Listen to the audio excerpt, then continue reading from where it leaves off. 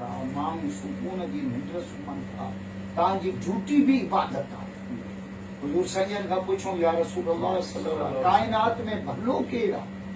पाण फरमायो खैरुन नास मय्यन फौकुन नास, भलो उहो आहे जेको माण्हुनि खे नफ़ो पहुचाए। तव्हां ख़ुदा जे ख़ल्क़ जी ख़िदमत था कयो। मिठाई थो चए वण था मेवो कनि पर पाण न खाइनि पंहिंजो। तव्हां पंहिंजी निंड फिटाए शिकारपुर वारनि खे निंड था करायो। जेको हथ परायूं इज़तूं लुटे, परायूं निंडूं फिटाए, इस्लाम चए थो हथ कटे शिकारपुर जे हाथी तरफ़ ते आणो त 10,000 माण्हू सुकून जी निंड। माण्हू चवनि था असां इस्लाम ज़ुल्म कयो।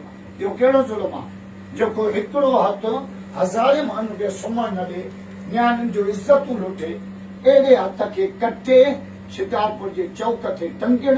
इहो ज़ुल्म न आहे, इहो इस्लाम जो इंसाफ़ आहे। मिठाई थो चए वण था मेवो कनि पर पाण न खाइनि पंहिंजो।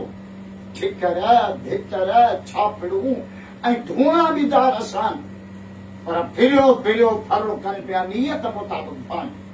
इनजे करे तव्हां जेका ख़ल्क़ जी ख़िदमत कयो था, ड्यूटी कयो था, इहा तव्हांजी इबादत आहे। पर लकिड़ो हणी कंहिंखां खीर न वठंदा। सिंध पुलिस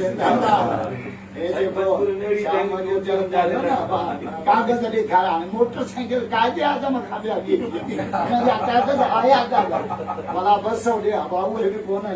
हलो भला खीर जो अघु पाड़े हक़ एतिरो आहे जो हो बिना चवण जे ॾेई वञे।